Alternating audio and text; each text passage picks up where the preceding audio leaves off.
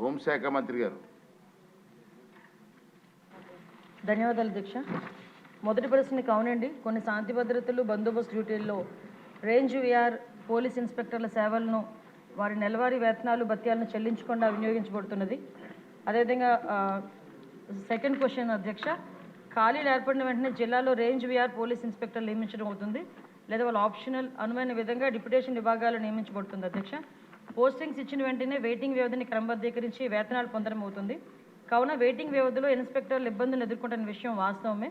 ఎందుకంటే వారు పోస్టింగ్స్ పొందిన తర్వాత వారు వేతనాలు అయితే పొందడం అవ్వాలి, కానీ లాస్ట్ 5 years కూడా వాళ్ళకి ఆ వేతనాలు ఇవ్వకుండా చాలా ఇబ్బందులు పెట్టిన పరిస్థితి కూడా వాస్తవం అధ్యక్ష. అదేవిధంగా మనకి థర్డ్ క్వశ్చన్కి అవునండి, 4 wheelers ఒక్కొక్కరికి కూడా ఒక్కొక్క నెలకి 120 లీటర్లు, 2 wheelersకి 25 లీటర్లు పెట్రోల్ అనేది ఇవ్వడం జరుగుతుంది, పెట్రోల్ డీజిల్ అనేది ఇవ్వడం జరుగుతుంది. ఇది సహజంగా సరిపోదు.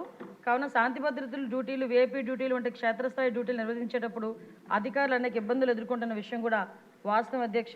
దీనికి కూడా ఇప్పుడు నెలకి 300 లీటర్లు, 2 wheelersకి అయితే 50 లీటర్లు చేయడానికి కూడా ఒక ప్రపోజల్ అయితే ఉంది. దానికి కూడా కార్యరూపంలో దారుస్తాం అధ్యక్ష. అదేవిధంగా 4వ క్వశ్చన్కి అధ్యక్ష అవునండి, పెట్రోలింగ్ మరియు విఐపీ భద్రతా డ్యూటీలను అదనంగా నిర్వహించడానికి క్షేత్రస్థాయి అధికారులు వినియోగించిన పాత వాహనాలతో పోలీస్ శాఖ చాలా ఇబ్బందులు ఎదుర్కొంటుంది. శాఖ కూడా వాహనాలు తీవ్ర కొరత ఇబ్బంది పడుతుంది అధ్యక్ష.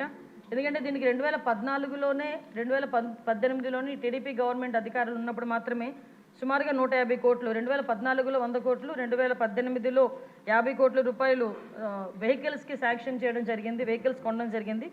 2021లో 17 కోట్లు పోలీస్ శాఖకి నూతనంగా వాహనాల గురించి వాహనాలు అయితే కొన్నారు, కానీ దానికి బిల్స్ కూడా పేమెంట్ చేయకపోవడం వల్ల ఏపీ పోలీస్ని లాస్ట్ గవర్నమెంట్లో మహీంద్రా వాళ్ళు బ్లాక్ లిస్ట్లో పెట్టుకున్నారు అధ్యక్ష.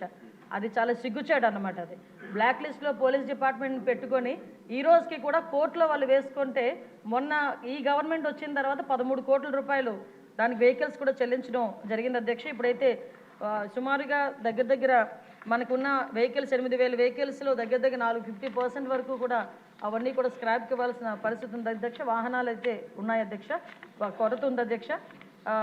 2023-24లో 1,567 వాహనాలను ఇదివరకే స్క్రాప్ చేయడం జరిగింది అధ్యక్ష. ఇప్పుడు 2,605 వాహనాలు స్క్రాపింగ్ సిద్ధంగా ఉన్నాయి అధ్యక్ష. నూతన వాహనాల కొనుగోలు, ప్రస్తుత వాహనాల మరమ్మతుల కోసం బడ్జెట్ కేటాయింపు నిమిత్తం అభ్యర్థనతో సమస్యలను ప్రభుత్వ దృష్టికి తేవడం అయింది అధ్యక్ష. అదేవిధంగా నెక్స్ట్ క్వశ్చన్ అధ్యక్ష అవునండి, పోలీస్ సిబ్బంది కొరత అయితే ఉంది అధ్యక్ష.